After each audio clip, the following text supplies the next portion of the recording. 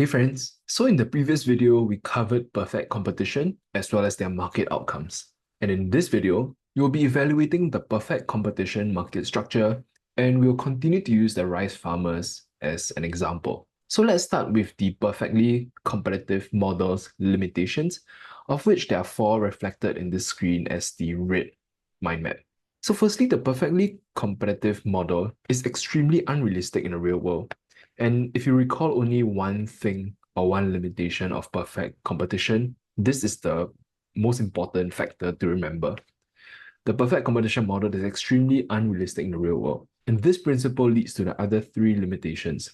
Firstly, perfectly competitive firms cannot enjoy economies of scale.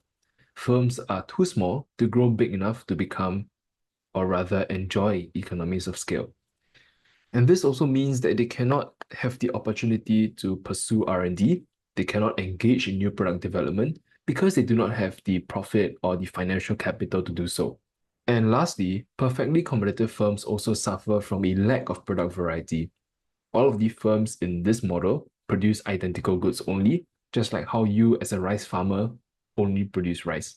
But in reality, most consumers prefer product variety, and most firms produce and sell different goods. But despite these practical limitations, the model also has multiple advantages in theory. And I re-emphasize the word or the phrase in theory because perfectly competitive firms are extremely difficult to come by in real life.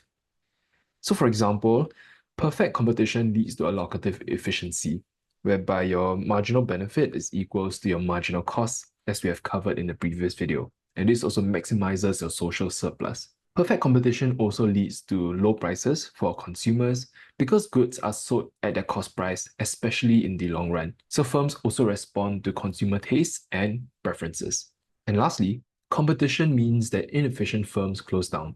Inefficient firms produce at higher than necessary costs or usually follow dated practices, and therefore they would, in theory, close down and leave the industry.